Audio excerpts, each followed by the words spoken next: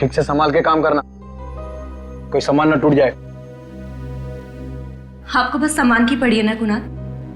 इस घर में मैं भी रहती हूँ, मेरी कोई चिंता नहीं। तुम हर बात को उल्टे तरीके से क्यों समझती हो? हाँ?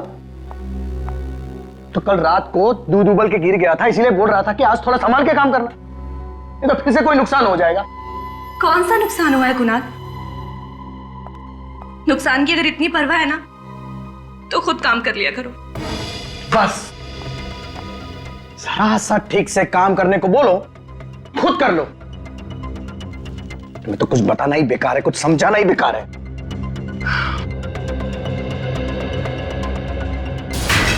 क्या हुआ? ओह माय गॉड, ये क्या कर दिया तुमने? ये बोल रहा था मैं तुम्हें, बोल रहा था कि संभाल के काम करो। मैंने कुछ नहीं किया कुणाल, मैंने बस हाथ लगाया और ये गिर गया। क्या हो रहा है ये सब? दो अनहोनी हो गई है इस घर में। अब तबाही इस घर में आकर ही रहेगी। अनहोनी को अब कोई नहीं रोक सकता।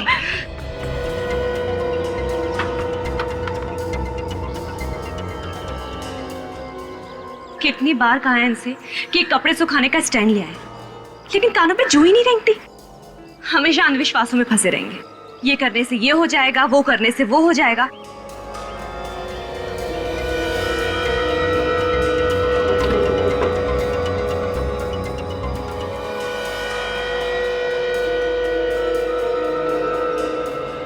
अरे अरे रुकिए, अंदर किधर जा रहे हैं? अरे जाने देना यार, सामान बेचना है। अरे बाहर बोर्ड नहीं पड़ा, फेरी वाला और सेल्समैन को अंदर आना मना है। अरे यार और जाओ तो कहाँ जाओ?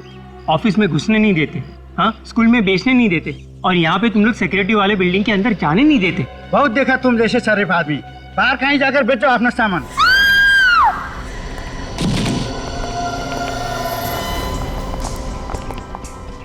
हटिए हटिए। अरे किसके पास फोन है? किसके पास? जल्दी एम्बुलेंस को फोन लगाइए, हॉस्पिटल लेके जाना पड़ेगा ना। पता नहीं साहब कैसे गिरी। कोई फायदा नहीं है एम्बुलेंस बुलाने का, ये तो मर चुकी है। किसी ने इसके हस्बैंड को बुलाया है क्या? सुना सुना सुना सुना सुना सुना, जिसका डर था वही हुआ, हो गई ना रोनी।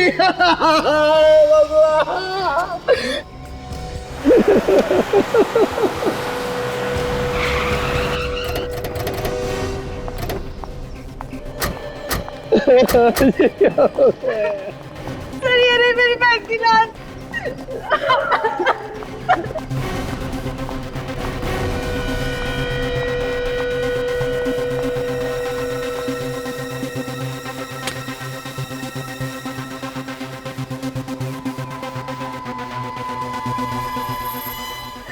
सर मेरी बहन का खून हुआ, उसकी मौत अपने आप नहीं हुई है।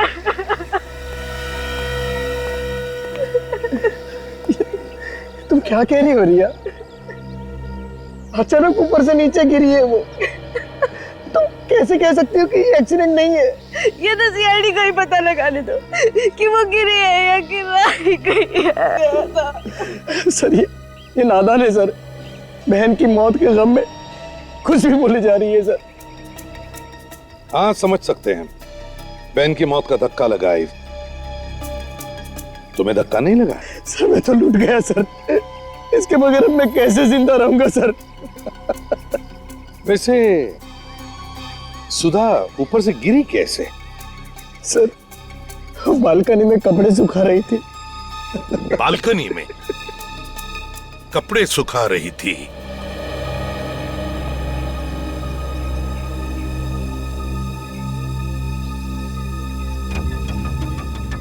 सर लगता है सर के बल गिरी होगी। पैर से फिसल के गिरती तो पैर टूट जाते हैं, झटके में आके गिर गई। मतलब सर जब ये नीचे गिरी, इसकी बॉडी को हवा में पलटने का मौका ही नहीं मिला होगा। 2-4 सेकंड में कैसे पलट जाएगी बॉडी? गिरते समय सिर नीचे ही था इसका। अभिजीत, मुझे तो लगता है सुधा को किसी ने धक्का दिया है बालकनी से।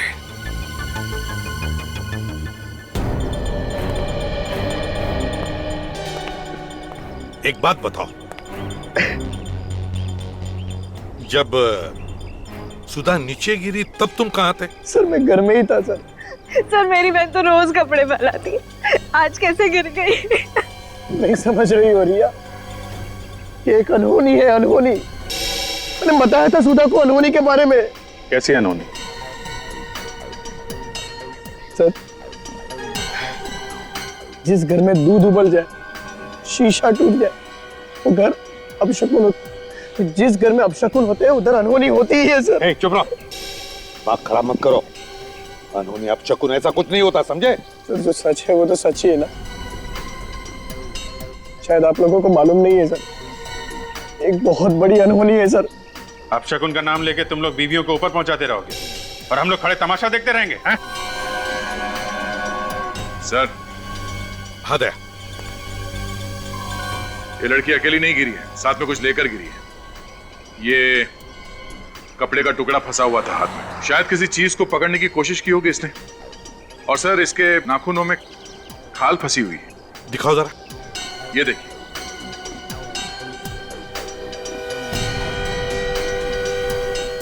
इसका मतलब है ऊपर वहां पर कोई तो था जरूर, कोई तो जरूर था वहां पे। तो फिर उसे खरोंच भी आई होगी।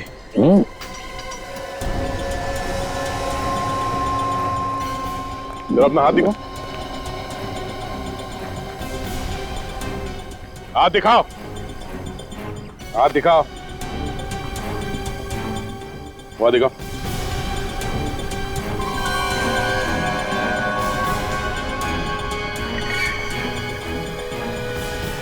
क्या ये? कल शाम को चोट लग गई थी सर। अच्छा,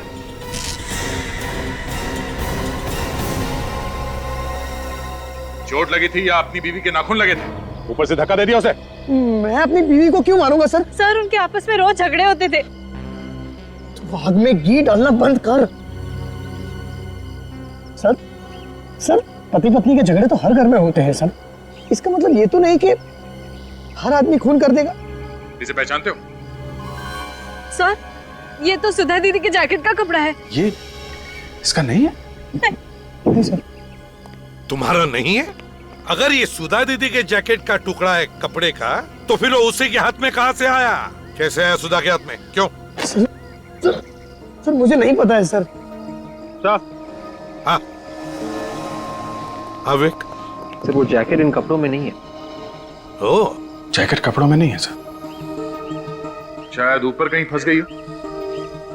अगर ऊपर फंस गई है तो चलो ऊपर चल के इनका घर भी देखते हैं और वो बालकनी जहां से बेचारी सुधा नीचे गिर गई।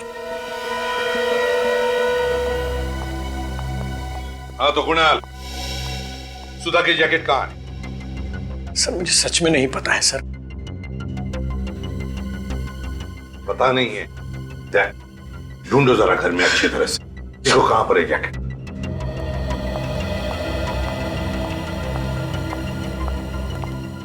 तुम्हें पता कैसे चला सुधा नीचे गिर गई है? सर वॉचमैन ने फोन करके बताया था सर। वॉचमैन ने? Yes sir. वॉचमैन इधर आओ। जी साहब। तुमने सुधा मैडम को नीचे गिरते हुए देखा? गिरते हुए नहीं देखा साहब, चीख सुनाई पड़ी, भाग के जाकर देखा तो गिरी पड़ी थी। उस समय बालकनी में कोई था? किसी को देखा तुमने? ये कुणाल साहब? नहीं साहब, मैंने किसी को नहीं देखा। हाँ, कहीं भी नहीं सर वो जैकेट। जैकेट नहीं है? बड़ी अजीब बात है। बालकनी में भी जैकेट नहीं, घर के अंदर भी जैकेट नहीं, सुधा जहां पर गिर पड़ी है वहां पर भी नहीं, बल्कि उस जैकेट का फटा हुआ टुकड़ा उसके हाथ में है। तो फिर ये जैकेट गई तो गई कहां? सर हमने सुधा की लाश को फॉरेंसिक लैब में भेज दिया है और उसके नाखूनों में जो खाल मिली थी उसका सैंपल भी भेज दिया सर।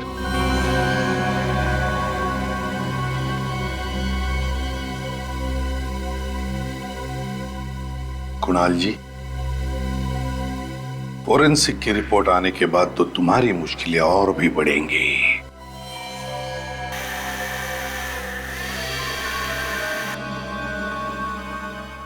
आवाज कैसी?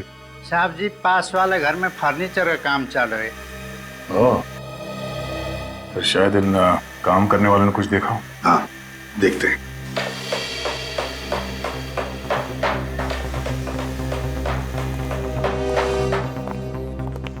क्या हुआ साहब? आसपास तुम्हारे इतना कुछ हुआ है, तुम्हें पता है भी या नहीं? साहब शाम तक काम खत्म करके देना है, तो बाहर क्या हो रहा है बिल्कुल ध्यान नहीं।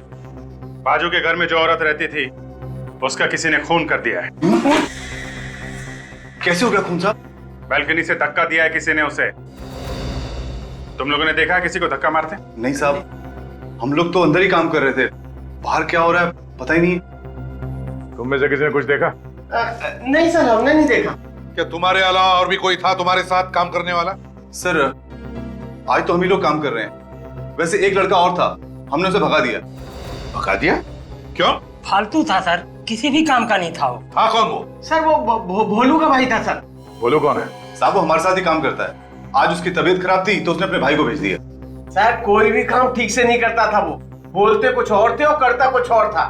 मतलब? अरे साहब, इस दीवार पे छेद करने को बोला था उसको और इस दीवार पे छेद कर दिया उसने। जी सर। हाँ।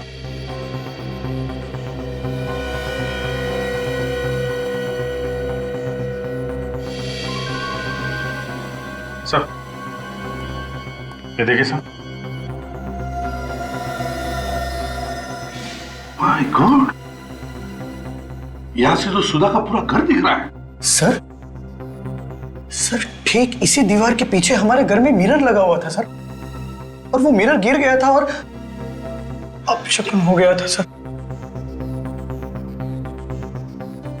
बिल्कुल उस तरफ मिरर लगा हुआ था, तो कहीं ऐसा तो नहीं कि किसी ने जानबूझकर ये अपशकुन किया है? हो सकता है सर, मौत को अनहोनी करने के लिए किया होगा। सर ऐसे क्यों देख रहे हो सर? सर मैं सच कह रहा हूं सर, मैं निर्दोष हूं सर, मैंने कुछ नहीं किया है सर, सच बोल रहा हूं सर। हो सकता है नहीं किया, किसी से करवाया हो। जो पता चल जाएगा। भोलू का एड्रेस देना हमें, और चल इस भोलू के भाई का स्केच बनवा लो। यार भोलू, कुछ काम धाम बता ना, खाली बैठे बैठे तंग आ गया हूँ यार। तू क्या काम करेगा, तुझे तो कुछ आता ही नहीं है यार। यार भोलू, वो जो तू लकड़ी का काम करता है उसी में मुझे अपने साथ रख ले। नहीं भैया नहीं, वो काम तुझसे नहीं होगा। लकड़ी के काम में बहुत बारीकी से काम करना पड़ता है। अगर मैं अभी भी सीखना चाहूँ तो सीख सकता हूँ ना। देखो भाई, वैसे तो सीखने की कोई उम्र होती नहीं है।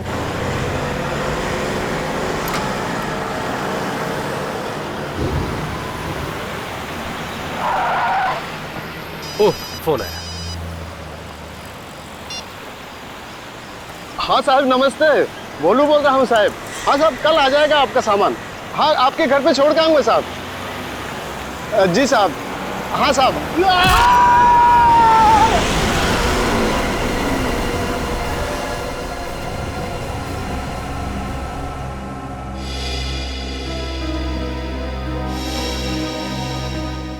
डॉक्टर साहब, कुछ बताया इन लोगों ने कि ये एक्सीडेंट हुआ कैसे?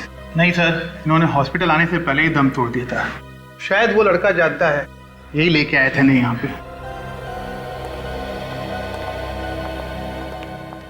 ये आपको पता है कि ये एक्सीडेंट हुआ कैसे? ये एक्सीडेंट नहीं है सर, इन्हें तो जानबूझ के उड़ाया किसी ने। पीछे से गाड़ी आई और सीधे उड़ा के निकल गई। ये आदमी कौन? सर ये भोलू का भाई है। भोलू का भाई?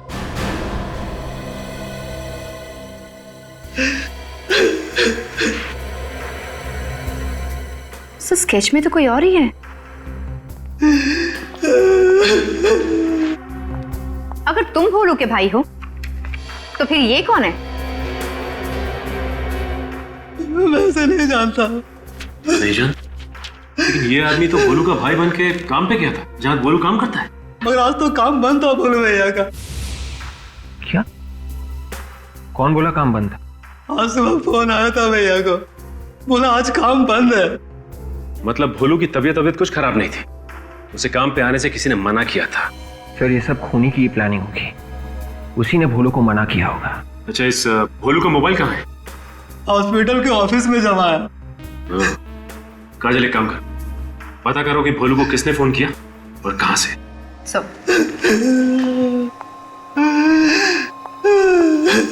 मिस्टर कुणाल, इसे पहचानते हैं आप? नहीं सर, कौन है सर ये? शायद इसी आदमी ने तुम्हारी वाइफ सुधा का खून किया है। पर सर, मेरी वाइफ सुधा की इसके साथ क्या दुश्मनी हो सकती थी? दुश्मनी इसकी नहीं, किसी और की भी हो सकती है। आपको किसी पे शक है? मैं किसी पे क्यों शक करूं सर? मेरी बीवी काम ही ऐसे करती थी, मना करने के बावजूद भी अपशगुनों वाले काम किया करती थी। ये लो सर, फिर शुरू हो गया ये व्याख्यान देना बंद करो। अंधविश्वास पे भरोसा करना बेवकूफी होती है। तो सर आप ही बताइए सर, कैसे मरी मेरी बीवी? चलो। सर जिस नंबर से भोलू को फोन आया था उसका पता चल गया है। कहाँ का? श्रेया फार्मास्यूटिकल्स का। ओके ठीक है। Mister Kunal. Yes sir. Shreya pharmaceutical का नाम सुना आपने? हाँ सर, मेरी वाइफ की एक दोस्त उधर काम करती है। सुधा की दोस्त का नाम क्या है? शिल्पा। दोनों के कैसे रिलेशन है? वो सब तो मुझे सब पता नहीं है सर, पर दोनों अच्छी दोस्त थी। आखिरी बार कब मिले थे ये लोग? परसों सुधा उससे मिलने गई थी सर। मैं खुद उसे फार्मास्यूटिकल कंपनी में छोड़ने के लिए गया था। और परसों सुधा ने क्या कपड़े पहने हुए थे? मेरा यह मतलब है कि क्या सुधा ने वही जैकेट पहना हुआ था? हाँ सर, परसों उसने वही जैकेट पहना हुआ था सर। हाँ, तो सुधा की मौत की वजह उस जैकेट में ही छुपी होगी। शिल्पा को अरेस्ट करो।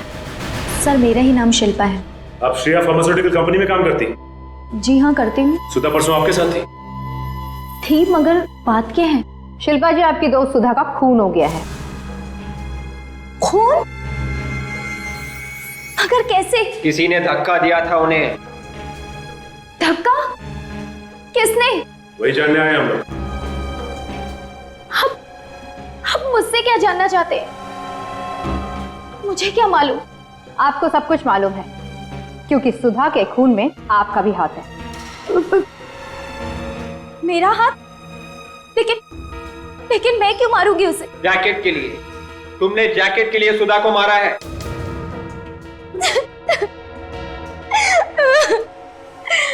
आप लोग क्या बोल रहे हैं? मुझे कुछ भी समझ में नहीं आ रहा। कौन सी जैकेट, कैसे जैकेट? शिल्पा जी, हम उसी जैकेट की बात कर रहे हैं जिसे पहन के सुधा 2 दिन पहले आपसे मिलने आई थी। याद कीजिए।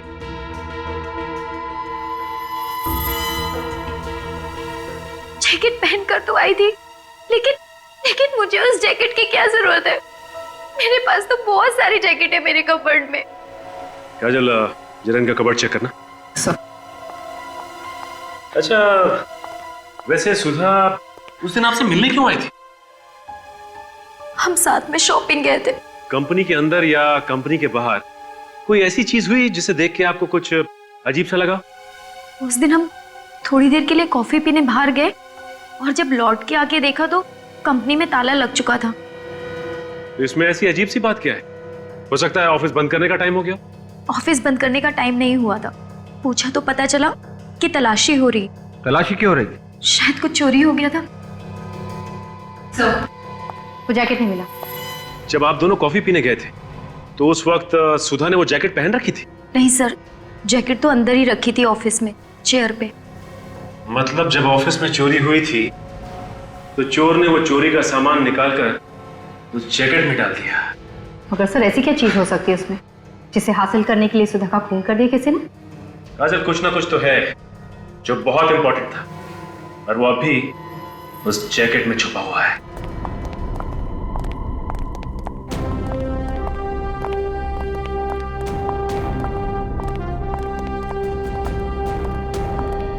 सर ये है साहब का कमरा। आप लोग जरा 2 मिनट यही रुकिए, मैं साहब से पूछ लेता हूँ। पूछ लो, उनको बोलो कि कुछ सीआईडी वाले हालचाल पूछने उनका। जी सर। साहब सीआईडी वाले आए हैं आपसे मिलने। साहब कुछ बोल रहे नहीं है साहब। जरा हटो। जी। मिस्टर विलास,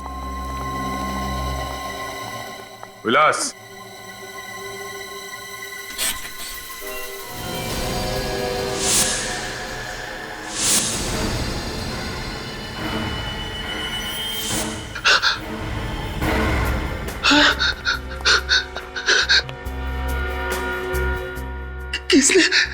किसने मार डाला मेरे साहब को? तुम तो यहीं पे थे ना? हाँ? जी मैं यहीं पे था, मैं बाहर बैठा हुआ था, मुझे पता नहीं साहब को किसने मार दिया। ऑफिस के बाकी के लोग कितने बजे गए यहाँ? सब लोग 6 बजे के आसपास चले गए थे साहब। और सबके जाने के बाद कोई आया था यहाँ पे इनसे मिलने के लिए? कोई नहीं आया साहब, कोई भी नहीं। किसी के चीखने चिल्लाने की आवाज सुनी तुमने? नहीं साहब, मैंने कोई आवाज नहीं सुनी। कोई आवाज नहीं सुनी? एक खून हुआ है यहाँ। कमरे की सारी चीजें अपनी जगह पे है, कोई उथल पुथल नहीं हुआ है। इस आदमी ने अपने आप को बचाने की कोशिश नहीं की होगी। और सब चाकू भी सामने से मारा है। इसका मतलब है विवेक, खूनी विलास के कोई जान पहचान का ही था, जिस पे विलास को कोई शक नहीं था। उसने चाकू निकाला और अचानक इसके छाती पे घोंप दिया। सर कहीं ये खून उस चोरी की वजह से तो नहीं हुआ है जो यहाँ हुई थी? 3 दिन पहले यहाँ पे किस चीज की चोरी हुई थी? सब वो तो किसी को भी नहीं मालूम, सिर्फ विलास सर और करण साहब ही जानते थे बस। करण साहब? ये करण कौन है? इस कंपनी के दूसरे मालिक है वो। हाँ साहब, उस दिन इन दोनों के बीच में झगड़ा भी हुआ था किसी बात को लेकर। झगड़ा हुआ था? जी। और ये करण आज कितने बजे निकला ऑफिस से? सबके साथ ही निकल गए थे, वही करीब 6 बजे के आसपास। 6 बजे के आसपास? हाँ। ऐसी कौन सी चीज है जिसकी चोरी की बात इन दोनों ने किसी को नहीं बताई, और फिर दोनों के बीच में झगड़ा हुआ, और फिर आज ये विलास का खून। कहीं इस खून के पीछे करण का हाथ तो नहीं है? आप लोग करण सर से मिलने हैं? हाँ। तुम कौन हो? मैं हर्ष, उनका असिस्टेंट। तो तुम भी श्रेया फार्मास्यूटिकल में काम करते हो? जी। तो फिर यहाँ बाहर क्यों खड़े? मुझे करण सर का फोन आया था, उन्हें मुझसे मिलना है। इनफैक्ट मैं तो पुणे निकल गया था, बीच रास्ते से मुझे वापस आना पड़ा, लेकिन यहाँ पर आकर देखा तो सर मुझे भुला के पता नहीं कहाँ चले गए। घर बंद है। अच्छा, कब से खड़े हो यहाँ पे? अभी अभी आऊंगा। तो कहाँ गए होंगे, कुछ अंदाजा है? सॉरी। मोबाइल फोन तो होगा ना उनका? जी। प्लीज। वैसे कुछ फायदा नहीं फोन करके, मोबाइल बंद है उनका। मैं कई बार ट्राई करके देख चुका हूँ। ठीक है, थैंक यू। सर ये करण ऑफिस में नहीं है, घर पे नहीं है, फोन बंद करके कहाँ बैठा होगा?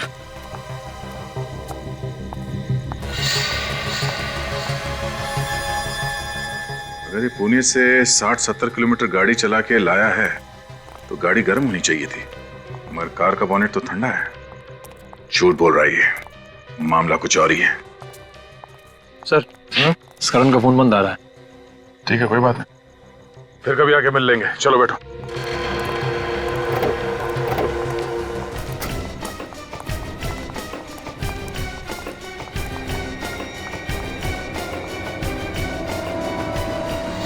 अबे अब तो बता दे, तुझे जिंदा जाने की नहीं जाना यहाँ से?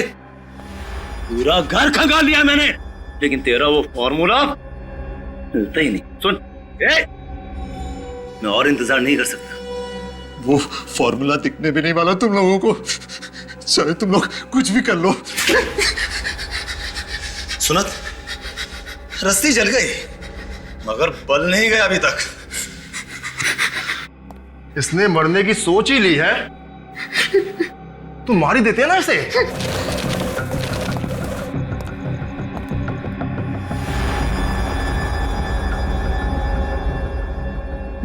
मैं मर जाऊंगा ना तो भी तुम्हें कुछ नहीं मिलेगा। जब मौत सामने दिखती है ना तो अच्छे अच्छों की पैंट गीली हो जाती है। तुझे लगा मैं झूठ बोल रहा हूं?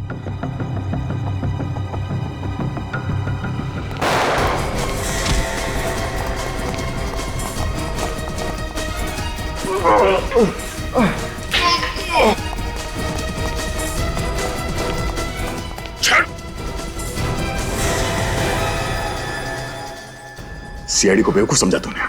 सर इन लोगों को छोड़ना मत। सर ये लोग लाखों लोगों की जान लेना चाहते हैं।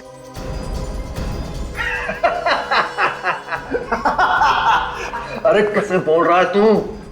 सीआईडी से? सीआईडी वाले मेरा कुछ नहीं बिगाड़ सकते। और जिसकी मौत आई है उसे मरना ही पड़ेगा। दिमाग खराब है तेरा? हाँ? मौत के सामने खड़े होकर मौत को धमकी दे रहा तू? धमकी नहीं है ये, हकीकत है हकीकत। ये देख, फ्लाइट के टिकट और वीजा के कागज। आज रात 9 बजे हम लोग अमेरिका भाग जाएंगे। ये फ्लाइट के टिकट और वीजा ये अमेरिका का नहीं है, बड़ी हवेली का है। सोच लो, अगर हम लोग ठीक 9 बजे फ्लाइट में नहीं बैठे और हमने फोन नहीं करा तो हमारा एक आदमी वो जहर उस पानी की पाइपलाइन में मिला देगा। धमकी नहीं है ये, लाखों लोग मारे जाएंगे, कल न्यूज़पेपर में देख लेना। और तुम सीआईडी वाले ही फंसोगे। ये सच कह रहे सर, ये सच कह रहे। इन लोगों के पास वो जहर है जो थोड़ा सा पानी में मिलाने से लाखों लोगों की जान जा सकती है सर।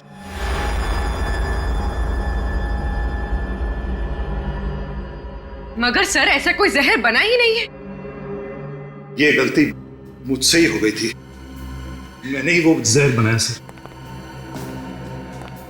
मगर तुमने वो जहर बनाया क्यों? सर बनाना तो नहीं चाहता था मगर बन गया।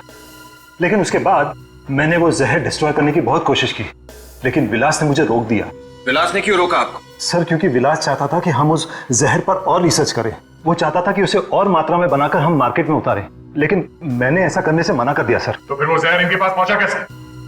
सर ये लोगों ने वो जहर हमारे लैब से चुराया। ये राम कहानी बंद करो और हमें एयरपोर्ट छोड़ने का इंतजाम करो।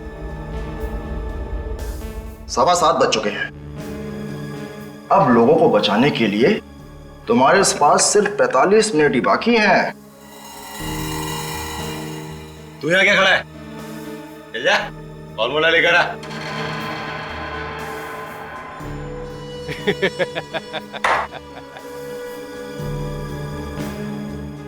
जाओ कर, वो फॉर्मूला इन्हें देगा। अगर फॉर्मूला इनके हाथ लग गया तो ये लोग उसका गलत इस्तेमाल करेंगे।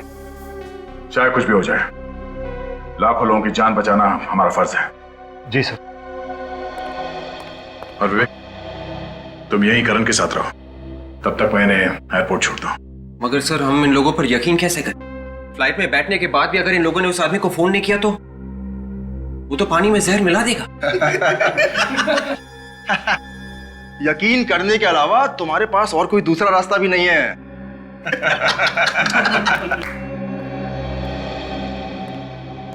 सर वो फॉर्मूला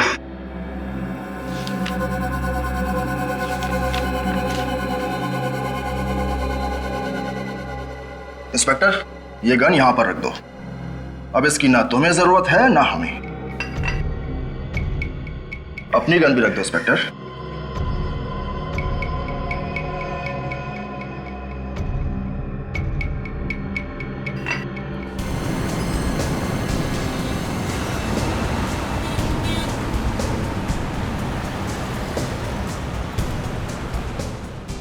ये तू कहां ले जा रहा है? एयरपोर्ट जाने का शॉर्टकट है ये। भाई आधा घंटा तो हो गया है, हम टाइम पर पहुंचेंगे ना? अरे हर्ष तू तो टेंशन क्यों लेता है यार? ये तो सीआईडी की जिम्मेदारी है, फ्लाइट के अंदर तक बैठा के आएगा ये हमें।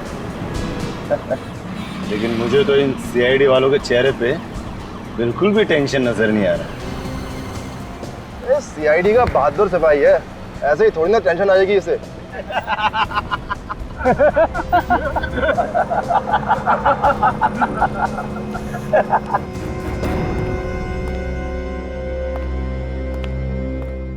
करण जी, आपने उस आदमी को देखा है जो पानी में जहर मिलाने वाला है? नहीं सर। फिर आपने ऐसा क्यों कहा कि ऐसा एक आदमी है? क्योंकि उपेंद्र ने फोन पे एक आदमी को कहा था तैयार रहना। कितने बजे? यही कोई 6:45 बजे। कितनी देर बात की थी?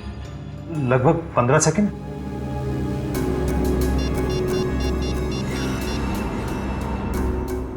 हेलो, हाँ देखिए मैं सीआईडी से बात कर रहा हूँ, एक इमरजेंसी है, प्लीज आपकी मदद चाहिए। लाखों लोगों की जान खतरे में है। 7:15 बजे के आसपास उपेंद्र नाम के आदमी ने किसी को फोन किया था और लगभग 15 सेकंड बात की थी। जी, जल्दी से पता लगाना है कि उसने किसको फोन किया था और वो आदमी इस वक्त है कहाँ। 8 तो बजा है, अभी तक फोन नहीं आया।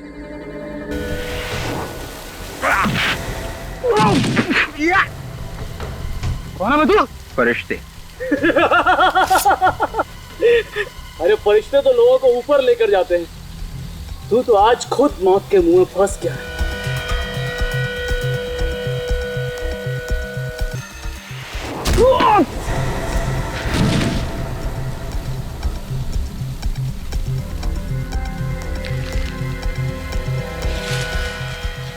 मैंने कुछ नहीं किया, मैंने कुछ नहीं किया।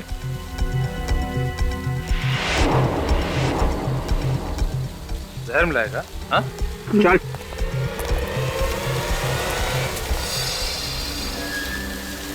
अरे 8 बज गए, 8 कहाँ पे घुमा रहा है मैं तू? तुम्हें क्या लगा कि मैं तुम लोगों को एयरपोर्ट लेके जा रहा हूँ अमेरिका जाने के लिए? हाँ? अब मरेंगे, अब करोड़ों लोग मरेंगे, कोई नहीं बचा सकता उनको मरने से। हर्ष तू फोन लगा अपने आदमी को, बोल उसको अभी जहर मिलाए पाइपलाइन। लगा फोन लगा। अभी तक तो सीआईडी वालों ने तुम्हारे लोगों को पाताल से भी ढूंढ के निकाल लिया होगा।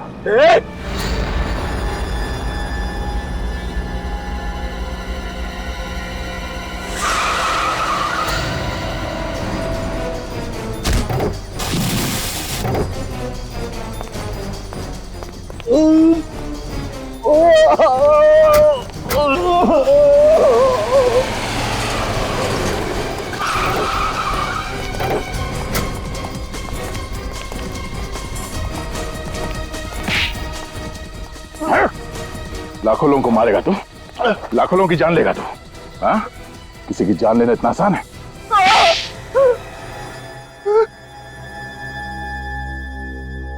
हाँ, मैं हूं सर, मैंने ही धक्का दिया था सुधा को। क्यों धक्का क्यों दिया सुधा को? सर उसकी जैकेट में जहर वाली बोतल छुपी थी सर, वो मुझे नहीं मिल रही थी इसलिए। वो जहर वाली बोतल सुधा की जैकेट में किसने छुपाई थी? हर्ष ने छुपाई थी सर। सर जैसे मैंने वहां से बोतल चुराई वहां बवाल बच गया सर।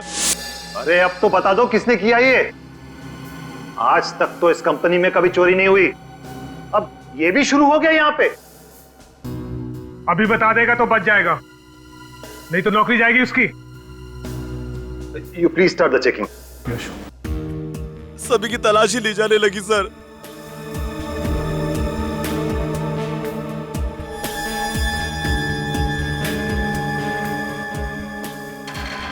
और मैंने वहां पर सुधा की जैकेट देखी।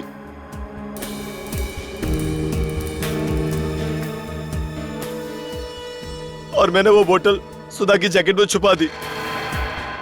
और सब कुछ चेक होने के बाद मैंने वो बोतल निकालने की बहुत कोशिश की, पर मुझे मौका ही नहीं मिला और सुधा वहां से चली गई। फिर क्या किया तुम लोगों ने? मैंने सुधा के घर के चक्कर लगाने शुरू कर दिए। हमें किसी भी कीमत पे वो जहर की बोतल चाहिए थी। फिर मुझे पता चला कि सुधा का पति अंधविश्वासी है। और इसी बात का फायदा उठाया तुमने। भोलू को फोन करके बोला कि काम पे मत आओ, और उसका भाई बन के वहां पास वाले फ्लैट में गए काम करने। हाँ? और सुधा के घर में शीशा गिरा दिया। फिर तुम सुधा के घर गए जहां बालकनी में वो कपड़े फैला रही थी। हाँ, उसने वो जैकेट धो दी थी। वो जैकेट को टंगी हुई देखकर मैं बहुत परेशान हो गया। मैंने उस जैकेट को लोने की कोशिश की, तभी सुधा ने मुझे देख लिया। और उसी खींचातानी में तुमने सुधा को धक्का दे दिया। हाँ सर। मगर विलास को क्यों मारा? विलास को हमारे बारे में सब कुछ पता चल गया था। उसने धमकी दी कि वो सीआईडी को सब कुछ बता देगा, इसलिए उसे भी मारना पड़ा। गुनहगारों को भगवान तो क्या कोई भी माफ नहीं करता। 2 बेगुनाह लोगों की जान ली है, कम से कम फांसी होगी, फांसी। अच्छा ये सब साफ करने गए, समझ गए? ऐसे मौसम में सुबह नहीं हो सकती क्या? अरे मौसम खराब है इसलिए तो तुम दोनों को दुगने पैसे दे रहे हैं फार्म हाउस साफ करने के लिए। अरे साहब ऐसी भी क्या आफत आ गई है कि अब रात भर रुक नहीं सकते। अरे बच्चू ये फार्म हाउस देखने के लिए कल पार्टी आने वाली है। अगर ये फार्म हाउस पार्टी को पसंद आ गया तो करोड़ की डील होगी। जाओ, यहाँ कोई सफाई वफाई नहीं होगी। क्यों नहीं होगी भाई? ये जमीन हमारी है, चलो फुट लो यहाँ से। वाह वाह, मान ना मान, मैं तेरा मेहमान। देखिए ये जमीन वसुंधरा जी की है, लेकिन आप लोग है कौन? कौन वसुंधरा जी? हाँ, इस जमीन के मालिक हम हैं। सालों से हम ही इसकी देखभाल कर रहे हैं। तुम्हें किसने कहा इस जमीन की देखभाल करने के लिए? देखिए मैं कह रहा हूँ आप लोग यहाँ से चले जाइए, नहीं तो मैं अभी का अभी पुलिस को फोन करूंगा। पुलिस को तो जब बुलाएगा ना, जब जिंदा बचेगा, यहीं मार के इसी जमीन में गाड़ दूंगा। किसी को पता नहीं चलेगा कहाँ गायब हो गया, समझा? सब तूफान बढ़ रहा है साहब, चलो भागो। कोई नहीं जाएगा। अरे भाई साफ करो, मैं कह रहा हूँ ना साफ करो। तुम लोग के समझ में नहीं आ रहा है क्या? ये लोग ऐसे नहीं मानने वाले लगता है। अरे हटो, पीछे हटो, हटो। ये नारियल का झाड़ कितने सालों तक खड़ा रहता है, ये गिरा कैसे? अरे ये क्या है? ये कैसे हो गया? ये इंसान का कंकाल है। सब तूफान तो थम गया। ये तूफान तो थम गया, लेकिन इस तूफान का क्या होगा?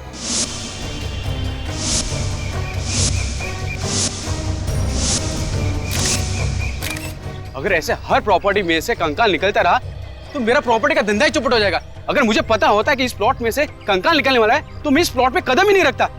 तुम लोग सालों से दूसरों की प्रॉपर्टी लपेटने में लगे हुए हो और ये प्लॉट भी बरसों से बंद पड़ा है। कहीं ये मुर्दा तुम लोगों ने तो निकाल रखा है जमीन पे? इतना बड़ा इल्जाम मत लगाइए साहब, हम लोग खूनी नहीं है साहब। हम तो बस खाली पड़ी जमीनों पर कब्जा कर लेते हैं बस। जमीन के पीछे बड़े बड़े खून होते हैं। सर ये दोनों झूठ बोल रहे हैं, आप इनका यकीन मत कीजिएगा। सर ये लोग बहुत खतरनाक लोग हैं। इन लोग ने कल रात को मुझे धमकी दी थी, कह रहे थे कि ये प्लॉट छोड़कर चले जाऊं, नहीं तो ये दोनों मुझे मारकर इसी जमीन में गाड़ देंगे। ओह, तो जमीन में मुर्दे गाड़ने की आदत पड़ गई इन लोगों। और किन किन लोगों को गाड़ रखा है यहाँ पे? हमने कोई मुर्दा नहीं गाड़ा है साहब, हम सच कह रहे हैं। साहब हमें जाने दीजिए साहब, इस खून से हमारा कोई लेना देना नहीं है साहब। खून से लेना देना हो या ना हो, दूसरों की जमीन हड़पना भी एक गुनाह है। चुपचाप खड़े रहो यहाँ पे। हाँ सचिन, कुछ पता चला? हाँ सर, ये इस कंकाल का ये पेल्विक एरिया देख के लगता है कि ये किसी आदमी का कंकाल है। आदमी का है? हाँ सर। सर कंकाल की घड़ी 9:30 बजे पे अटकी हुई है। 9:30 बजे? इसका मतलब इस आदमी की मौत सुबह 9:30 बजे या रात को 9:30 बजे हुई है। सर हो सकता है इस आदमी का खून फार्म हाउस के अंदर हुआ और उसके बाद यहाँ पे लाके इसे गाड़ दिया गया। हो सकता है। सियोक, ये फार्म हाउस कब से बंद पड़ा है? यही कोई 20 से 25 साल। सर इस जमीन के मालिक सोच रहे थे कि इस जमीन का भाव बढ़ जाए तभी इसे बेचे। आप तो जानते हैं सर, आजकल जमीन के भाव आसमान को छू रहे, तो उन्होंने सोचा कि अभी ये जमीन बेच दे। इसके लिए उन्होंने तुमको कांटेक्ट किया? तुम कोई पार्टी वगैरह लाओ और ये जमीन बिकवा दो। जी सर, ये मेरा कार्ड है। अगर आपको कोई जमीन खरीदनी या बेचनी हो तो सर मुझे याद कीजिएगा। पहले इस मुर्दे का हिसाब किताब कर ले। जी सर। ये देखिए सर, चेन का टुकड़ा और ये पेंडेंट मिला है इसके पास से। इस मुर्दे का ही होगा, पता नहीं और क्या क्या मिलने वाला है यहाँ पे। एक काम करते हैं, फार्म हाउस को अंदर से चेक करते हैं। सुयोग। हाँ हाँ सर। फार्म हाउस की चाबी दो।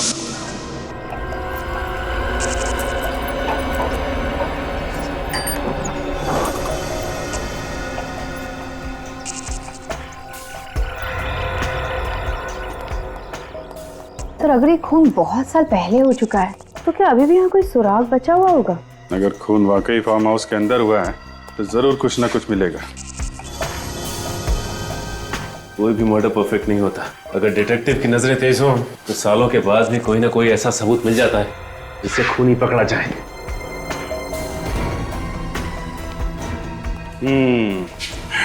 एक बात देखी सचिन? हाँ सर, इस चेयर के ऊपर चादर नहीं है।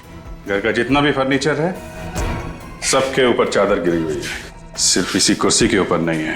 इसका मतलब घर का मालिक जब यहाँ से गया उसके बाद यहाँ पे कोई आया, उसने इसके ऊपर से चादर हटाई और शायद इसके ऊपर बैठा। मतलब यहाँ पे कुछ हुआ है। शायद उसी हादसे में ये चेयर गिरी है, तब से लेकर आज तक ऐसे ही पड़ी हुई है।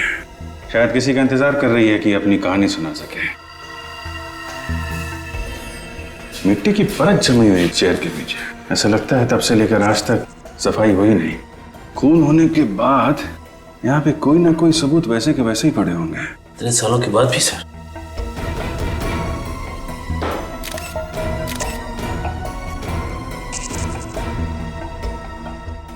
टूटी हुई चेन। चेन का टुकड़ा? कहीं उसी चेन का टुकड़ा तो नहीं जो चेन और पेंडेंट हमें कंकाल के हाथ में मिला था? ये उसी का बचा हुआ हिस्सा तो नहीं है? ये क्या है?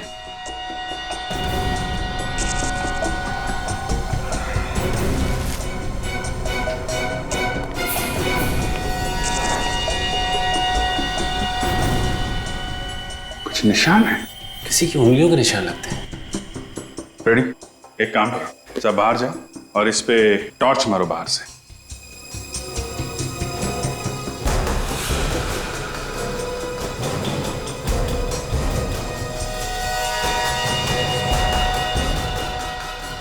उंगलियों के निशान है,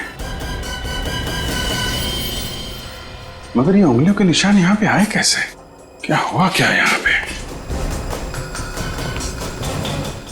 सवालों का जवाब ये निशान ही देंगे। इनको अगर यहां उठाया तो शायद खराब हो सकते हैं। एक काम करो, ये पूरी की पूरी खिड़की उखाड़ लो और फॉरेंसिक लैब भेज दो। इस फार्म हाउस के मालिक को बुलाओ।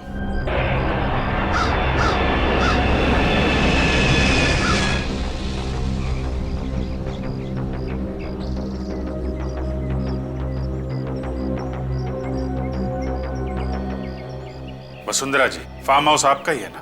जी, ये मेरे हस्बैंड विक्रम और ये मेरे भाई रोहित। ये हो क्या रहा है आपके फार्म हाउस में? आपको मालूम है हमें यहाँ पे क्या मिला है? क्या मिला है सर? आपके ऑफिसर ने तो हमें कुछ बताया ही नहीं। इनके मुंह पे ताला लगा हुआ है। हाँ, इन्हें जरा चुप रहने की बीमारी है। पता ही नहीं चलता कि कब चुप रहेंगे और कब बोलने लगेंगे। वैसे अब तुम बोल सकते थे अभी। थैंक यू सर, मेरी तो सांस ही अटक गई थी। हम आपके फार्म हाउस की कुछ फोटोग्राफ दिखाना चाहते हैं जो अभी कुछ ही देर पहले हमने खींचे। ये देखिए।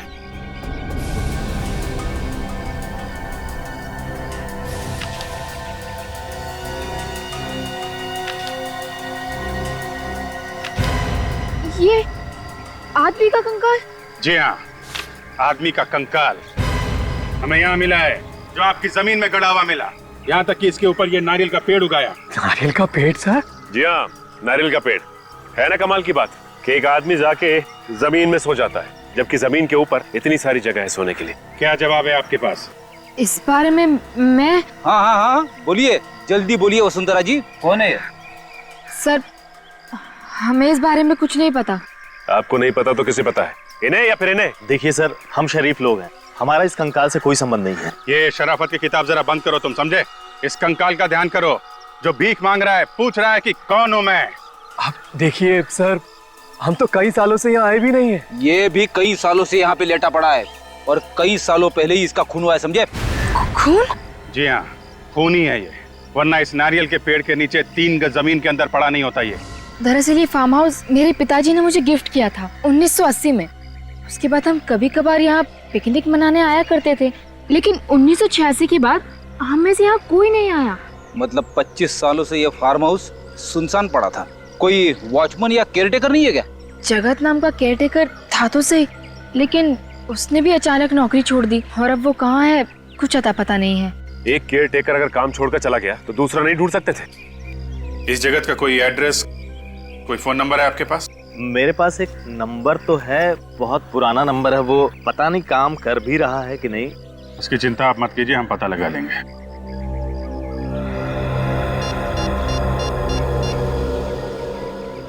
थैंक्स। वसुंधरा जी, अभी आप लोग जा सकते हैं, लेकिन जब तक ये केस सॉल्व नहीं हो जाता आप लोग शहर छोड़ के नहीं जाएंगे। जी हाँ। सर, डॉक्टर सालोंके ने ये चेन और पेंडेंट अच्छी तरह से साफ किए हैं। Very good. क्या लिखा है? इस पेंडेंट के पीछे तो डेट लिखी है, 5/11/1965। सर, ये किसी की बर्थ डेट या फिर मैरिज की डेट हो सकती है। अरे आगे क्या है ये तो किसी भाषा का कोई अक्षर लगता है। स्पेशल ऑर्डर से ही बनवाया होगा। 5/11/1965। पता करते हैं, आज से 46 साल पहले किसने बनवाया ये पेंडेंट और कहाँ बनवाया था।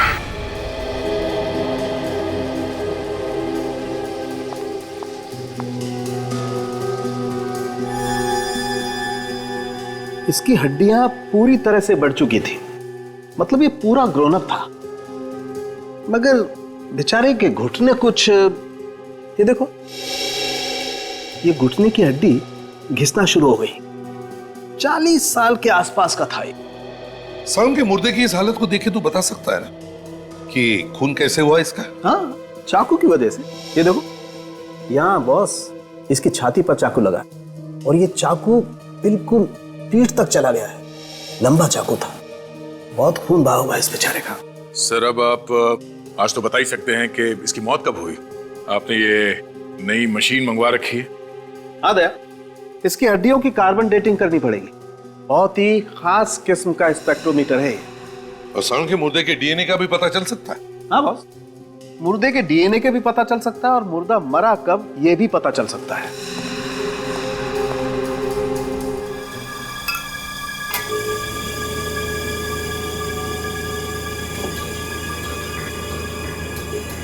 अब ये मशीन कैलकुलेट करके बता देगी कि इस आदमी के शरीर में कितना कार्बन है और उससे पता चल जाएगा कि इसकी मौत को कितना वक्त हो गया।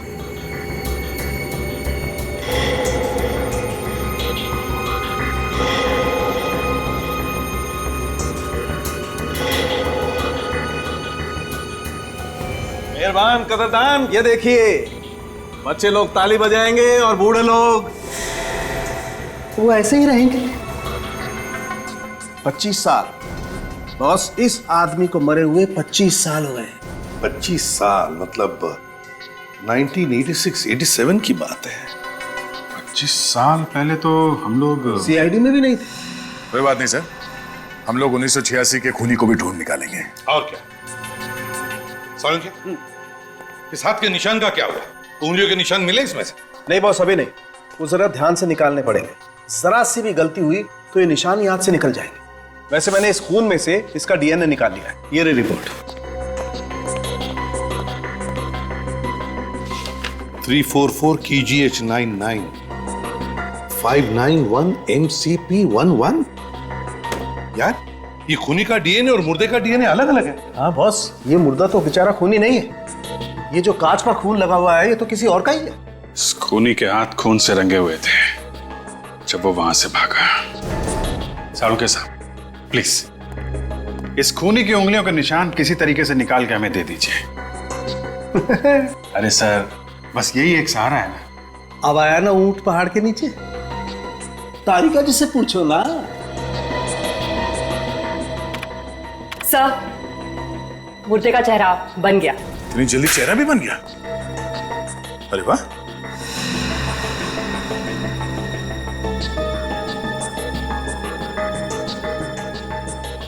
अभिजीत, उन तीनों को ही चेहरा दिखाओ, देखो पहचानते हैं क्या। ऐसा कभी हो सकता है क्या सर? हो सकता है नहीं, हो गया है। विश्वास ही नहीं हो रहा कि किसी कंकाल को देखकर किसी का चेहरा बनाया जा सकता है। अंग्रेजी फिल्मों में होते हुए देखा था। इंडिया में भी ऐसे चमत्कार होते हैं रोहित जी। मुजरिमों को पकड़ने का साइंस काफी आगे बढ़ चुका है। खून करके कोई आसानी से छूटने वाला नहीं है, समझे? ये फोटो देखिए ध्यान से। पहले कभी देखा है क्या इसे?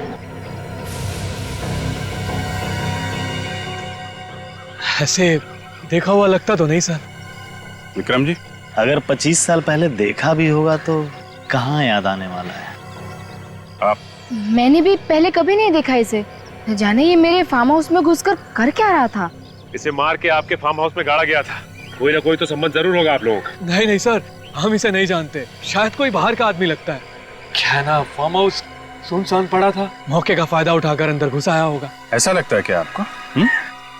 एक बार पता चल जाए कि आदमी है कौन, फिर मिलते हैं आप लोगों से। आप लोगों ने बहुत देर कर दी आने में। मेरे पति जगत की मौत तो 25 साल पहले हो चुकी है। 25 साल हो गए मौत को? कब मौत हुई इनकी? 12 फरवरी 1987 को। कैसे? एक्सीडेंट हुआ था।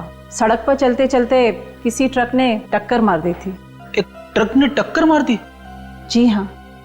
पर आप सब लोग 25 साल बाद उन्हें क्यों ढूंढ रहे हैं?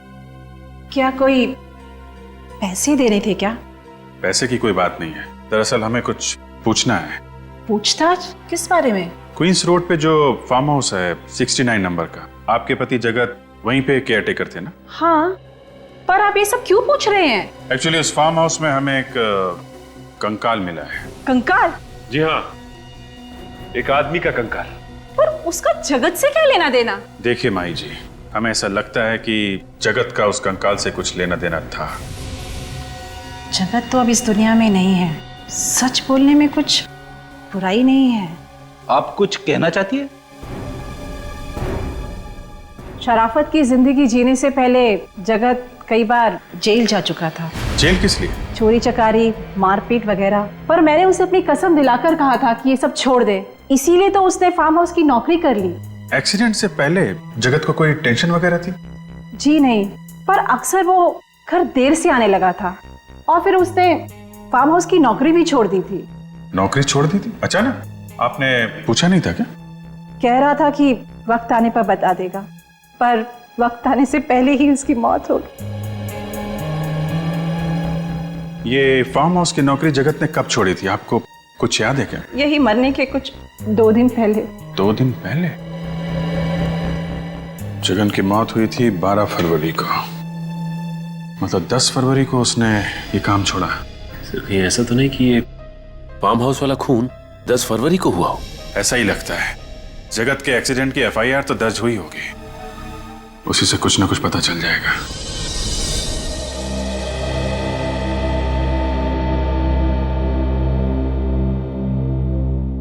मुझे बहुत गुस्सा आ रहा है सर। गुस्सा क्यों आ रहा तुम्हें? ये जगत ही था जो हमें खूनी तक पहुंचा सकता था, मगर ये खुद ऊपर वाले के पास पहुंच गया है। अब हमें खूनी तक कौन लेके जाएगा सर? बड़ा टेंशन है सर। ये बात तो है फ्रेडी। दया जगत की मौत 12 फरवरी 1987 को हुई, खून होने के 2 दिन बाद में। इससे एक बात तो साफ है सर कि वो कंकाल जगत का नहीं था।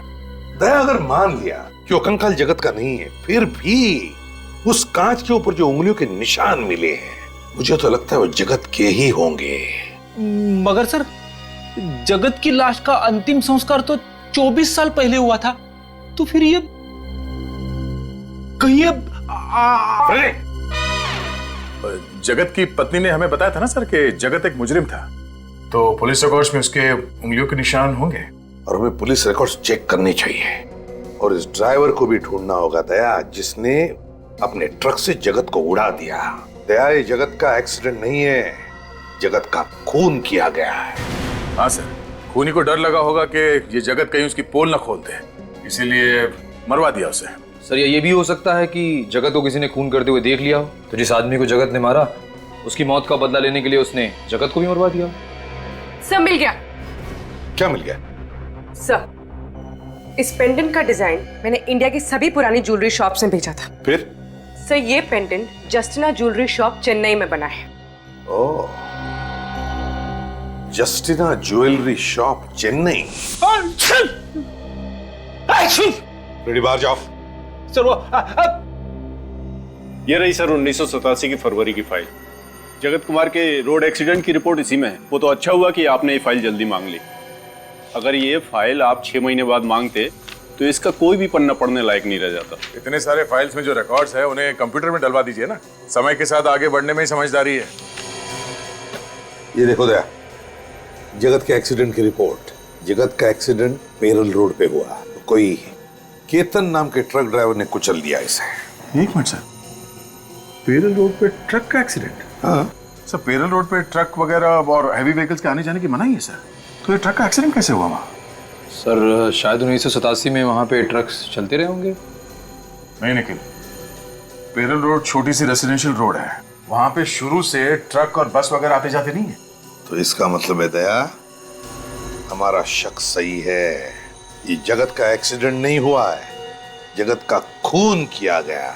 और ये केतन, ये देखो, ये जमानत पे छूटा था, लेकिन उसके बाद वो फरार है, गायब है अब तक। मतलब 100% ये खून का मामला है सर। किसी ने केतन को पैसे दिए जगत को ट्रक से उड़ाने के लिए। हाँ, पता लगाना पड़ेगा दया, इस ट्रक का मालिक है कौन।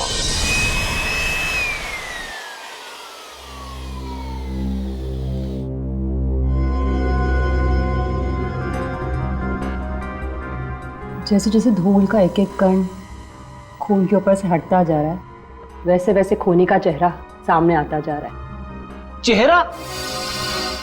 कांच के ऊपर उसकी फोटो चिपकी हुई थी, मुझे कैसे नहीं दिखी? पीछे पीछे।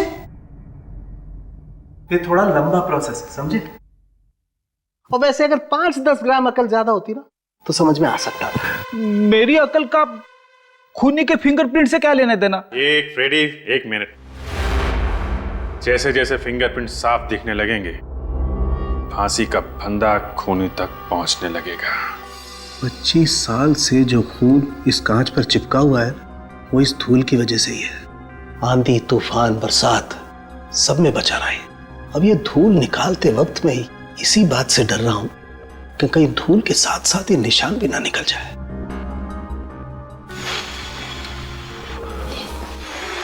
आहा साड़ूके साहब, इतने प्यार से तो आपने अपनी गर्लफ्रेंड के कान में भी नहीं फूंक मारी होगी।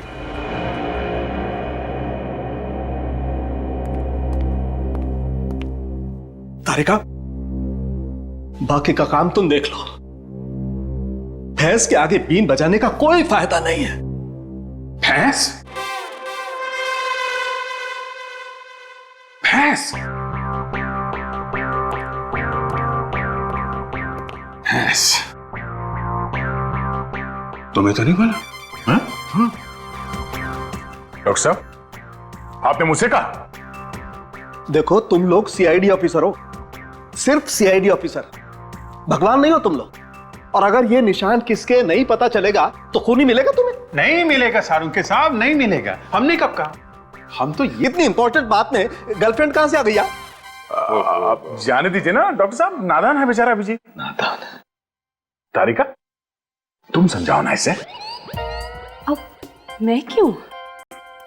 ये निशान, ये तो बहुत साफ साफ दिखने लगे हैं।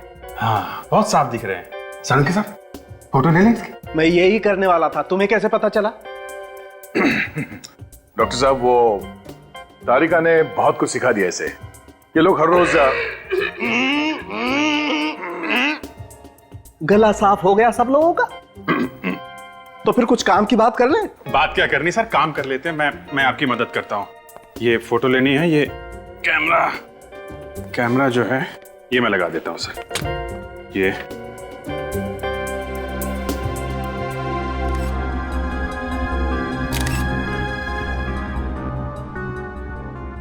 बस सर, फिंगरप्रिंट्स एकदम क्लीन है। मतलब काम हो गया? देखते हैं।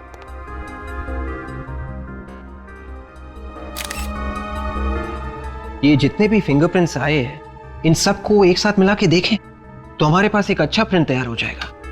हाँ, मैं वही कर रही हूँ। अरे तो तारिका, तुम खड़ी क्यों? अपने रिकॉर्ड में जितने भी अपराधियों के फिंगरप्रिंट्स उनसे मैच करके देखो ना जल्दी से।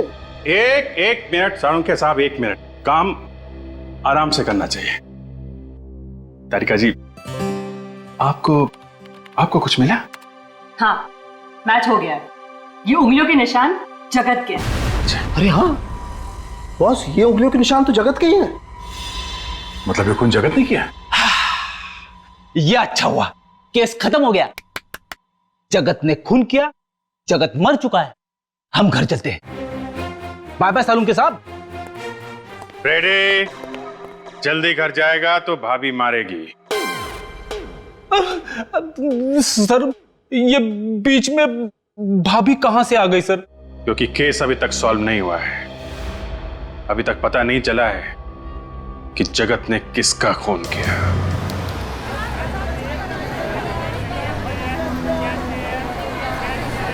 This is the best gift for your wife, sir. Mister Swami? Yes, sir. I'm Senior Inspector Abhijeet, CID मुंबई। Welcome to Chennai, sir. आपसे ही फोन पे बात हुई थी? जी सर। वो जरा कैटलॉग दें। ये वही डिजाइन है ना सर, जिसका आपने ईमेल किया था मुझे? ये देखिए, ये पेंडेंट आपकी ही दुकान का बना है ना? नादन के कोपन।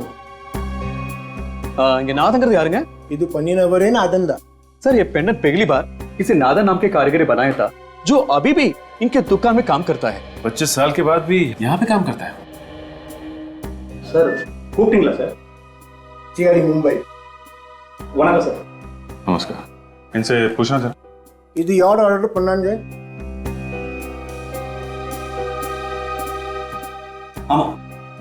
सर ये जो डिजाइन है ये एक्चुअली एक अल्फाबेट है सर। अल्फाबेट है? जैसे ये अंग्रेजी में ABCD है ना, वैसे एक तमिल में एक अक्षर है। तो ये कौन सा अक्षर है? सी का सर, एबीसी वाला सी है ना, वो सी तमिल का सी है सर। अरे जरा इनको पूछो, याद आया क्या किसके लिए बनाया था? இதுக்கு யாருக்கா பண்ணிருக்காங்க ஞாபகம் இருக்கா சார்? இந்த பெண்டன்ட்டை ஒரு மேடம் தன்னோட ஹஸ்பண்டுக்காக பண்ணாங்க. அவரோட बर्थडे கூட 5 नवंबर 1965 பாருங்க. नादन कह रही एक औरत अपने पति के लिए ये पेंडेंट बनवाने आई थी। उनका पति का जन्मदिन 5 नवंबर 1965, जो ये पीछे लिखे है सर। हाँ वो तो हमें मालूम है। जरा इनसे पूछिए वो लोग कहाँ रहते थे? அவங்க எங்க இருக்காங்க உங்களுக்கு தெரியுமா? எங்க வசிக்கிறாங்க? ஞாபகம் இல்ல सर, उनको मालूम नहीं सर। आपको मालूम है कहाँ रहते थे? नहीं सर। ठीक है, कम से कम 2 बातें तो पता चल गई। एक तो इस आदमी का नाम सी अक्षर से शुरू होता है, और अगर 1965 में पैदा हुआ था तो 87 में 22 साल का होगा, और इस वक्त करीब 46 साल का होगा। हमें यह पता करना पड़ेगा कि 1965 5 नवंबर को कितने लोग पैदा हुए थे यहाँ पे जिनका नाम सी अक्षर से शुरू होता है। हेलो पापा, कहाँ हैं आप? जी आप जल्दी से ऑफिस आ जाइए। पापा यहाँ बहुत प्रॉब्लम हो गई है। सीआईडी वाले आए हैं और किसी केतन नाम के ड्राइवर के बारे में पूछ रहे हैं। और कितनी देर लगेगी? जी वो पास में ही है। अच्छा, क्या कहा उन्होंने जब उन्होंने केतन का नाम सुना? सर, उस आदमी को मैं कैसे भूल सकता हूँ? मेरी ही थाली में खाया और उसी में छेद भी किया, और कोई छोटा मोटा छेद नहीं, इतना बड़ा गड्ढा कर दिया कि आज तक मैं अदालत के चक्कर काट रहा हूँ। अदालत के चक्कर? जी हाँ। सन 1987 में केतन की ट्रक चलाने की लापरवाही की वजह से जगत नाम का एक आदमी मारा गया। केतन पे तरस खाकर मैंने उसकी जेल से जमानत करवाई, फिर उसने मुझे ही चूना लगाया और भाग गया, और आज तक वापस नहीं आया। हमें शक है कि जगत की मौत एक एक्सीडेंट नहीं था, केतन ने जानबूझकर ट्रक के नीचे कुचल दिया। पर वो ऐसा क्यों करेगा? अब इस क्यों का जवाब तो एक ऐसे कंकाल से जुड़ा हुआ है जिसका खून 10 फरवरी 1987 को हुआ था, यानी कि केतन के एक्सीडेंट करने के ठीक 2 रात पहले उसी एक्सीडेंट में ये जगत भी मारा गया था। और ये जगत एक फार्म हाउस का केयरटेकर है, और उसी फार्म हाउस में हमें एक कंकाल मिला है। हे भगवान, केतन ने मुझे कौन सी नई मुसीबत में फंसा दिया। केतन के भाग जाने के बाद कभी कोई खबर सुनी उसकी? नहीं सर, बिल्कुल नहीं। जरा याद करने की कोशिश कीजिए, शायद उससे कोई मिलने आया हो। मिलने? हाँ याद आया, उसके भाग जाने के कुछ दिनों बाद एक आदमी उसे मिलने आया था। कौन था वो? नाम वगैरह तो पता नहीं, बट वो दिखने में अमीर था। कोई और खास बात? नहीं, वो बैसाखी के सहारे चल रहा था। बैसाखी के सहारे चल रहा था? उसके पैर में या घुटने में चोट आई थी। वो कह रहा था उसका एक्सीडेंट हुआ है, पर उसके शरीर पे कहीं पे भी कोई खरोच नहीं था। एक अमीर आदमी जो बैसाखी के सहारे चल रहा है, एक ड्राइवर से मिलने आया है, पर क्यों? सर, हम लोग सेंसस हर साल अपडेट करते हैं। आखिरी अपडेट हुआ था 2011 में। फिर तो हमें इस सी अक्षर वाले का लेटेस्ट एड्रेस और नंबर भी मिल जाएगा। ये बात तो तय है कि ये आदमी, इसने पेंडेंट चेन्नई में बनवाया और फिर यहाँ से मुंबई गया, उस फार्म हाउस में जहाँ पे उसका खून हुआ है। Okay, thank you mister Chinmay, thanks. Sir, C अक्षर से जिनका भी नाम शुरू होता है, जिनका जन्म 5 नवंबर 1965 को हुआ, उन सबसे पता कर लिया है। फरवरी 1987 को कोई भी मुंबई नहीं गया था सर। सबसे बात होगी? नहीं सर, एक चंदर है जिसका कोई नंबर ही नहीं है। चंदर, इस चंदर का तो 1986 के बाद कोई रिकॉर्ड ही नहीं। 1986 के बाद से? कहीं ये पेंडेंट इस चंदर का तो नहीं है। एक काम करते हैं, ये जो पुराना एड्रेस लिखा है चंदर का, यहाँ चलते हैं, देखते हैं वहां कुछ पता चलता है क्या।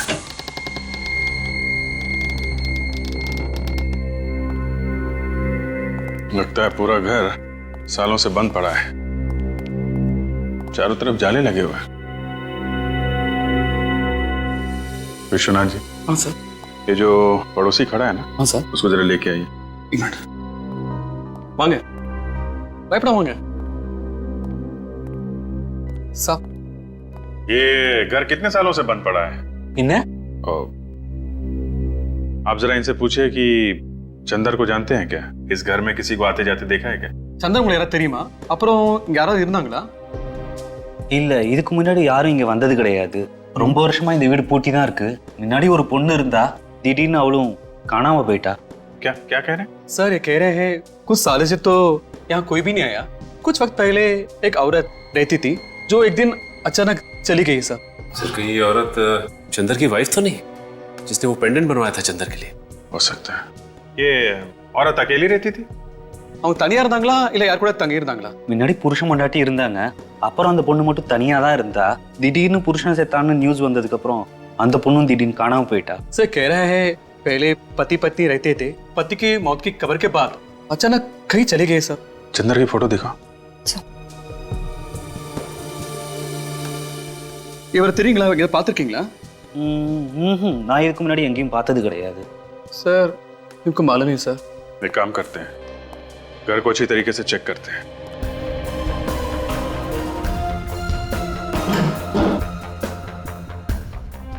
चाय के बगान के पेपर है.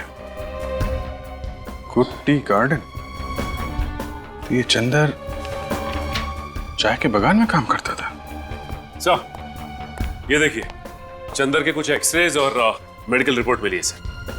चंदर का एक्सरे मिल गया. अब पता चल जाएगा कि वो कंकाल चंदर का है या नहीं. सर, ये चंदर एक टी एस्टेट में मैनेजर का काम करता था, तो फिर इस केस में इसका क्या संबंध हो सकता है? सर, ये भी तो हो सकता है कि जो पेड़ के नीचे से हमें स्केलेटन मिला था वो कंकाल चंदर का ही. देखें डॉक्टर तारिका क्या बताती हैं. बहुत मेहनत कर रही हैं. चंदर का एक्सरे उस कंकाल के साथ मैच हो जाए तभी कुछ पता चलेगा. मुझे तो काफी विश्वास है उन पे.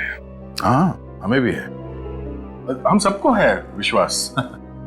क्यों रेडी? आपने कुछ बोला सर? कहाँ खो गए थे तुम? अरे सर क्या बताऊं सर, वाइफ ने एक लिस्ट दी थी सामान लाने की, वो खो गई है सर. अभी याद करने की कोशिश कर रहा था कि कौन कौन सा सामान लाना है. चंदर का नाम सुना है? हाँ सुना है ना सर, इसी केस में सुना है सर. अगर वो कंकाल चंदर का था तो उसका ये पेंडेंट क्राइम सीन पे क्या कर रहा था सर? तो वो तो हमें कंकाल के गले में से मिलना चाहिए था. करेक्ट, वही तो. फ्रेडी, अगर वो कंकाल चंदर का है और ये पेंडेंट वो भी चंदर का है, तो फिर ये पेंडेंट उस कंकाल के मतलब चंदर के गले में होना चाहिए था. उसके हाथ में कैसे आया? मतलब सर ये चंदर विक्टिम नहीं, खूनी है. और वो कंकाल किसी और का है. जिस किसी का भी है उसके साथ चंदर की हाथापाई हुई होगी और उसी चीना झपटी में चंदर का पेंडेंट उस आदमी के हाथ में आ गया. इसीलिए तो ये पेंडेंट उस कंकाल के साथ पेड़ के नीचे मिला है. सर, अगर चंदर ने ये खून किया है तो वो जरूर कहीं छुप के बैठा होगा. काफी सालों से फरार है सर ये. वो जो चंदर के डिटेल्स हमें मिले हैं, वो फाइल कहाँ पर है? सर, मैं लाता हूँ फाइल. हाँ सर, फाइल. अभिजीत, एक बात नोट की तुमने? ये देखो, इन डिटेल्स के मुताबिक चंदर का ये फोटो 25 साल पुराना होना चाहिए. 25 साल पुराना. लेकिन फोटो को देखकर लगता तो नहीं 25 साल पुराना फोटो ही है. मतलब सर किसी ने ये फोटो बदल दी है? किसी ने नहीं विवेक, चंदर ने फोटो बदली है. ये चंदर ने, क्योंकि वो जानता था कि हम उसका ये फोटो देखकर उसे पहचान लेंगे और वो पकड़ा जाएगा. सर, जिस चाय के बगान में ये चंदर काम करता था वहां से हमें उसकी असली फोटो मिल सकती है. सर, आपको याद है वो ट्रक कंपनी का मालिक किसी आदमी के बारे में बता रहा था? वही जो ट्रक ड्राइवर के बारे में पूछने आया था. वो बैसाखी वाला आदमी ना अभिजीत, जो एक पैर से लंगड़ा रहा था. हाँ सर, वही. हो सकता है कि उसका भी कुछ हाथ हो इस खून में. हाँ, बिल्कुल हो सकता है. उसका एक्सीडेंट हुआ था अभिजीत, तो उसने जरूर किसी हॉस्पिटल से सर्जरी करवा ली होगी. हेलो तारिका जी. क्या मैच? चंदर का एक्सरे उस कंकाल के साथ मैच नहीं हुआ. ओह, यही हमें भी शक था. बाद में बात करता हूँ. ओके सर, सुना आपने? जो हम सोच रहे थे वही हुआ. वो कंकाल चंदर का नहीं है, वो किसी और आदमी का है सर. अभिजीत, एक काम करो, तुम और सचिन उस टी प्लांटेशन में जाकर पूछताछ करो. और दया, उस पुराने फार्म हाउस के आसपास जितने भी ऑर्थोपेडिक हॉस्पिटल्स हैं, वहां जाकर के पता करना होगा कि फरवरी 1987 में किसी ने हिप सर्जरी या जॉइंट सर्जरी करवाई थी क्या? Hello sir. Hello doctor Siddharth, वो रिपोर्ट रेडी है? जी हाँ, फरवरी 1987 में जितने भी ऑपरेशंस हुए थे वो सारे रिपोर्ट्स इस फाइल में. Thank you. 9 फरवरी को 2 ऑपरेशन हुए थे, एक पैर का और एक घुटने का. और 10 फरवरी की रात हिप जॉइंट ऑपरेशन हुआ था. सर, 10 फरवरी की रात मतलब उसी रात को ना, जिस रात को खून हुआ था? हाँ. ओह, तो इसने कराई थी ये सर्जरी.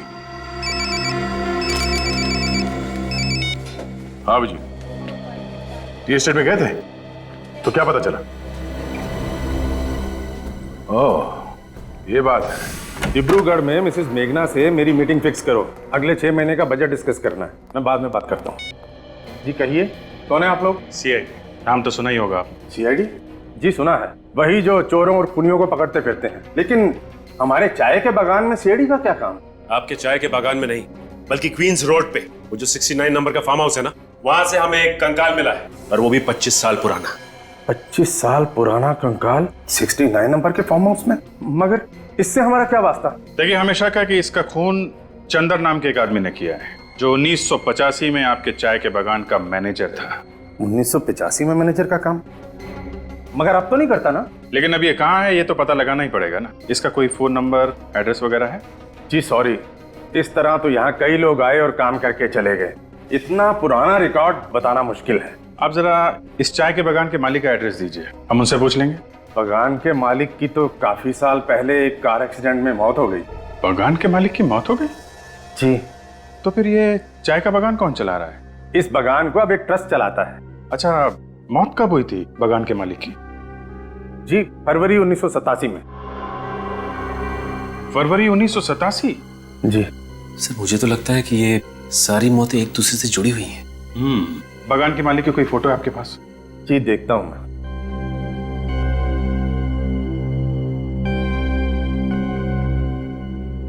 जी ये रही। अरे ये है बागान का मालिक। क्या बात है सर, अचानक आप लोगों ने हमें यहाँ इस तरह क्यों बुला लिया? हमें एक खूनी की कहानी सुनानी थी, और कहानी सुनने के लिए कोई तो चाहिए ना। खूनी की कहानी? खूनी मिल गया क्या? जी हाँ। कौन है खूनी? वो भी पता चल जाएगा, इतनी जल्दी भी क्या है। उससे पहले आप दोनों को हमारे साथ एक गेम खेलना पड़ेगा। गेम? कैसा गेम? विवेक, इन लोगों को गेम के रूल समझा दो जरा। Yes sir. देखिए, गेम बहुत ही सिंपल है। X-ray x-ray. सबसे पहले आप डॉक्टर साहब इन दोनों के ही एक्सरे निकालेंगे। हम दोनों के एक्सरे? जी हाँ। क्यों भाई? हम लोग एक्सरे देखकर खूनी का नाम बता देंगे, फिर खूनी दया सर की दवाई पिएगा। हमें दवाई भी पीनी पड़ेगी? जी हाँ, आप लोगों को मेरी दवाई पीनी पड़ेगी। वैसे मैं बता दूं आपको कि मेरी दवाई बहुत मीठी होती है। ये क्या मजाक है? ये मजाक नहीं है मिस्टर विक्रम। डॉक्टर साहब, इन दोनों के हिप बोन का एक्सरे चाहिए हमें। अभी पता चल जाएगा कि आप दोनों के हिप बोन की सर्जरी हुई है कि नहीं। हाँ ले लीजिए डॉक्टर साहब एक्सरे, जब हमने कुछ किया ही नहीं है तो हम डरेंगे नहीं। रोहित, ये सीआईडी से है तो क्या हो गया? आप सीआईडी से हैं तो इसका मतलब ये तो नहीं होता कि आप हमारे ऊपर जबरदस्ती कुछ थोपेंगे। मैं नहीं देता कोई एक्सरे। ठीक है, मत दीजिए एक्सरे, क्योंकि हमें मालूम है कि खून आप ही ने किया है। खून मैंने किया? जी हाँ, ये रही डीएम हॉस्पिटल की रिपोर्ट। इसी हॉस्पिटल की रिपोर्ट। फरवरी 1987 को आपने इसी हॉस्पिटल में अपने हिप की सर्जरी करवाई थी। और वसुंधरा जी, इस फॉर्म पे आपके सिग्नेचर है, देखिए। विक्रम ने अगर सर्जरी कराई है तो इसका मतलब ये तो नहीं कि खून विक्रम ने किया है। हमने कब कहा कि खून इस विक्रम ने किया है? हम तो ये कह रहे हैं कि खून विक्रम ने किया है। और ये फोटोग्राफ देखिए। हाँ, हमें ये फोटो चाय के बागान के ऑफिस के दीवार पे टंगी हुई मिली थी, जिसके मालिक विक्रम और वसुंधरा जी थे। पर सर ये आदमी कौन है? ये वही आदमी है जिसके कंकाल की फोटो हमने तुम लोगों को दिखाई थी। ये आदमी है कौन? ये असली विक्रम। पर विक्रम तो मैडम आपके सामने खड़ा है। विक्रम नहीं, चंदर है, चंदर, समझे? चंदर? हाँ चंदर। तो मुझे एक्टिंग करते करते अपना असली नाम भूल गए तुम? छोड़ दो उसे, वरना मैं गोली चला दूंगी। क्या कर रही हो तुम? चुप रहो। सीआईडी ऑफिसर पे गन तानेगी? मैंने कभी सपने में भी नहीं सोचा था सर ये दोनों मुजरिम हैं। दरअसल मैंने कभी विक्रम को देखा ही नहीं था, इसीलिए इन लोगों ने मेरे साथ ये खेल खेला। बताओ, क्यों खेला तुम लोगों ने ये खेल? क्यों मारा विक्रम को? अगर हम विक्रम को नहीं मारते तो वो मुझे मार देता। विक्रम तुम्हें मारना क्यों चाहता था? पैसों के लिए। उस रात 10 फरवरी 1987 को वो मुझे फार्म हाउस में मारने के इरादे से ही लाया था। चंदर पहले से ही वहां मौजूद था। विक्रम ने अपने वफादार एम्प्लॉय चंदर के साथ मिलकर मुझे मारने का प्लान बनाया। विक्रम इस बात से अनजान था कि मैंने उसके प्लान की धज्जियां उड़ा दी थी, चंदर और जगत को अपनी तरफ करके। मैं विक्रम को ही ऊपर पहुंचाने वाली थी।